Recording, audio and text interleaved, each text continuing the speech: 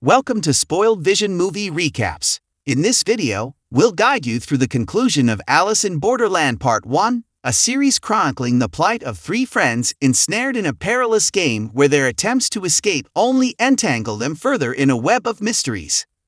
Alice in Borderland kicks off with Arisu, a young man whose fervor for gaming consumes most of his waking hours. He feels estranged from his family, believing he doesn't conform to societal expectations by prioritizing gaming over a traditional career. His father constantly draws unfavorable comparisons between Arisu and his younger brother. One day, Arisu's brother questions him about missing a job interview recommendation, exacerbating Arisu's sense of interference in his life. Frustrated, Arisu decides to leave home and contacts his closest friends, Karubi and Chota, arranging a meetup. Soon, the trio rendezvous near Shibuya Crossing, sharing their respective complex life dilemmas. Amidst the bustling crowd at Shibuya Crossing, Chota playfully remarks that if a sudden zombie apocalypse were to strike Tokyo, it would be disastrous due to the dense population. Arisu jokingly asserts that Karubi would be the one to survive, given his physical prowess. Karubi, however, disagrees, asserting that Arisu's exceptional intelligence would secure his survival in a zombie outbreak. After some light-hearted banter, the friends decide to unwind by dancing erratically amidst the throngs of pedestrians. Their impulsive antics catch the attention of the police, prompting a pursuit. They escape to a nearby station and seek refuge in a restroom. Inside, the lights suddenly go out, plunging the atmosphere into eerie silence. Upon exiting, they find that everyone has vanished. Shibuya Crossing, once teeming with people, stands deserted. The trio disperses to locate those closest to them, but discovers no one in the vicinity. Tokyo appears eerily devoid of life.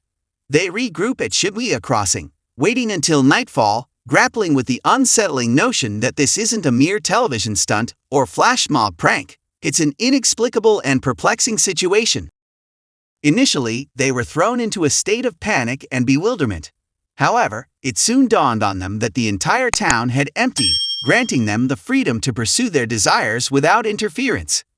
As they joyfully embraced this newfound liberty, a massive billboard behind them abruptly illuminated, displaying the word "Welcome" and instructions for engaging in a peculiar game. Following the billboard's arrow, they hurriedly made their way toward a distant red light source, which ultimately led them to a brilliantly illuminated building. Stepping inside, they followed a labyrinthine corridor, guided by directional arrows. Their journey culminated at an elevator positioned at the hallway's terminus. Adjacent to the elevator, a table held several dormant cell phones. They activated the phones, hoping to uncover information about the vanished populace. However, the phones revealed only a countdown timer and a message indicating the imminent commencement of the on and off game. Perplexed, they were startled by the unexpected arrival of a woman. The woman delivered an unwelcome message. They were unwilling participants in a game, with no option to withdraw, lest they be targeted by lasers activated in the corridor. Shortly thereafter, a high school student arrived, completing the requisite player count for the life and death game set at the 3 clubs difficulty level. Boarding the elevator, Arisu and the others arrived in a not-so-spacious room adorned with a chessboard-like floor pattern. Confronted by 2 doors, each displaying distinctive images, they realized that their escape hinged on choosing either the Angel's Door or Death's Door before the timer elapsed. Each stage allowed a mere 2 minutes. Believing the game to be mere amusement, Chota attempted to document the surroundings with his phone, inadvertently filling the room with dense smoke. Amidst panic and confusion, the high school student hastily opted for the Angel's Door, tragically falling victim to an instant laser demise.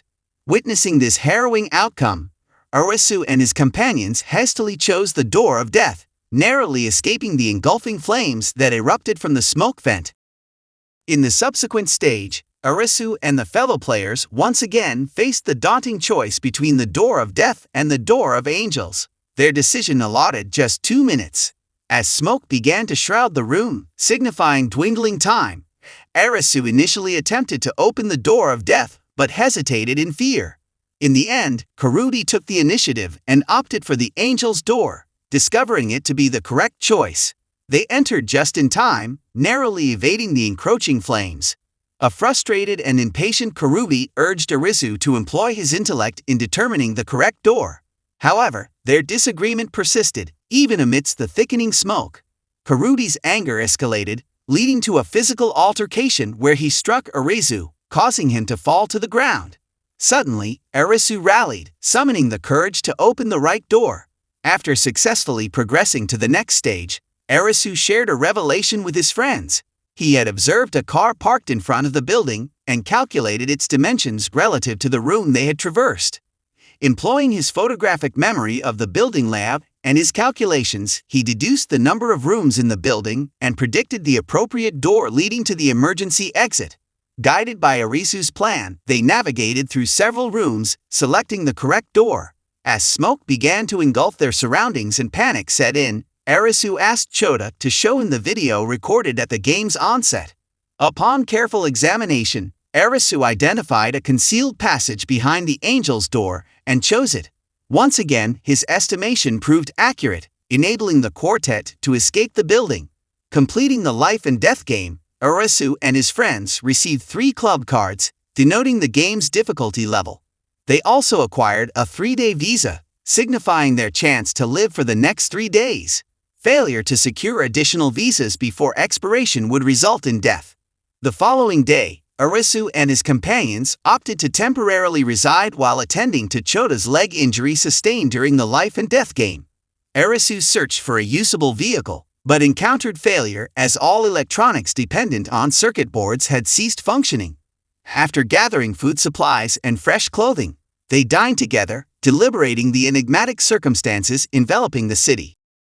The young woman introduced herself as Sari. She recounted arriving in the city 3 days prior and participating in a game where all participants suffered defeat and perished, except for her. Arisu expressed bewilderment at the apparent time discrepancy, as they had been living their ordinary lives just the day before, with people going about their usual routines. Ultimately, Arisu resolved that they should continue to engage in the games and track down the mastermind behind them. Given Chota's need for rest due to his injury, Karubi and Arisu decided to undertake the next game on their own. Their primary objective was to find a doctor capable of treating Chota's wounds, and participating in games remained the only means of encountering other people. In brief, Arisu and Karubi arrived at the next game arena, where some participants were already present, though none appeared to possess medical expertise.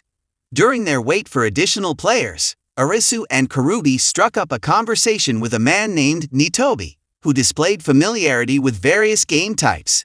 This time, Arisu would engage in a game rated at 5 spades difficulty, with the shovel symbol signifying that the game relied on physical abilities.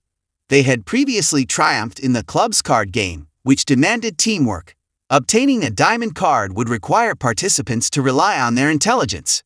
The most formidable challenge was the heart card game, as it involved potential betrayal and intricate decision-making.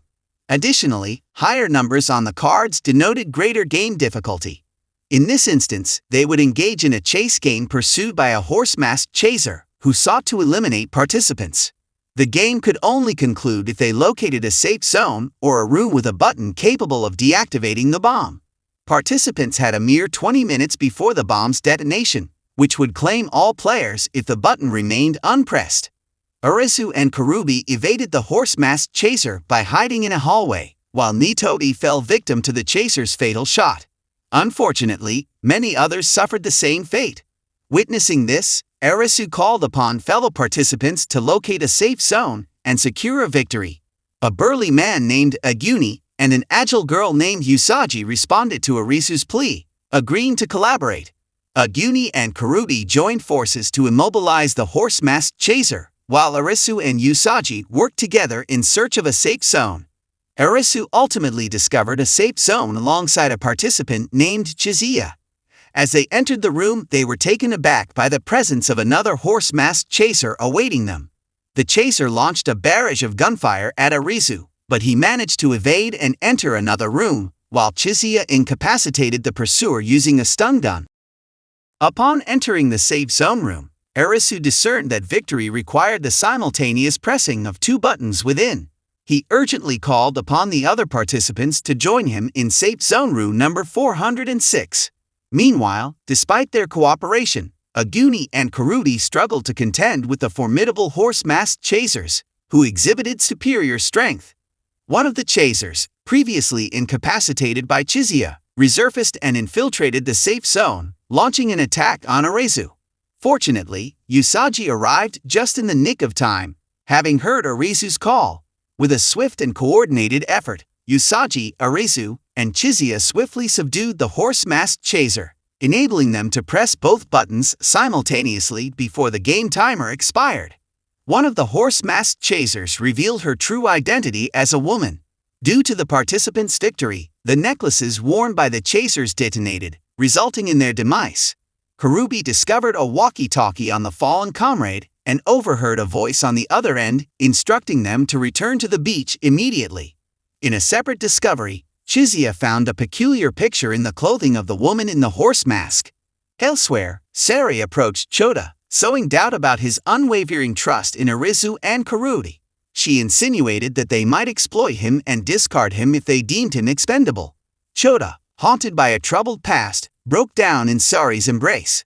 Before long, Arisu and Kurudi returned to their hideout, relieved to find Chota seemingly unharmed. Kurudi recounted the message he had heard on the walkie-talkie, urging them to head to the beach. The group resolved to locate the beach. However, they first had to contend with another game, as Chota and Sari's visas had only one day remaining. In the evening, the four of them arrived at a game arena where they were required to select a sharp weapon and wear a headset-like object. To their surprise, the object proved to be a highly advanced device capable of facial recognition. Their game was Wolf and Sheep, rated at 7 hearts difficulty. The game's rules were straightforward. One player would assume the role of the wolf, while the others would be sheep. When the wolf encountered a sheep, their roles would swap. The player with the wolf's role had to elude the sheep until a specified time limit elapsed, as being the wolf was the sole path to victory. When Sari took on the role of the wolf, she promptly sought refuge in an indoor garden. However, Kurudi set his sights on her with the intent to eliminate her. The role then shifted to Kurudi, but was abruptly disrupted by Arisu's intervention, causing the role to pass to Arisu. In a desperate bid to escape, Arisu made a break for it. Kurudi and Sari managed to corner him, but just as they closed in, Chota unexpectedly emerged from another direction. He launched an attack on Sari, blocking her movements. Arisu seized this opportune moment to flee and find a secure hiding spot. Once he felt relatively safe, Arisu attempted to deceive the headset device encircling his head. Hoping to remove it, Arisu implored his friends to exercise patience as he sought a way to win the wolf and sheep game without sacrificing anyone. Despite his efforts, he found no viable solution. As he contemplated tampering with the device, a recollection struck him. The woman in the horse mask who met her demise when her necklace abruptly exploded. Arisu was determined to avoid a similar fate, as he harbored a deep fear of death. However, he was equally unwilling to lose Chota and Kurudi, who were as close to him as brothers. Memories of their shared moments and unwavering support rushed to the forefront of his mind. Finally, Arisu made a heart-wrenching decision to transfer the role of the wolf to either Chota or Kurudi. Emerging from his hiding place, he embarked on a quest to locate his two friends. Unbeknownst to him, Chota and Kurudi had chosen to lose the wolf and sheep game deliberately, with the sole aim of ensuring Arisu's victory. After searching for some time, Arisu eventually found his friends relaxing in one of the indoor garden areas. Kurudi seemed to be savoring a cigarette, while Chota held Sari firmly, preventing her from escaping. Arisu hurried over to his companions, unaware that time was rapidly running out. In an unforeseen turn of events, the devices worn by Kurudi, Chota, and Sari detonated abruptly, resulting in their instantaneous demise. Make sure to subscribe and turn on notification for more movie recaps.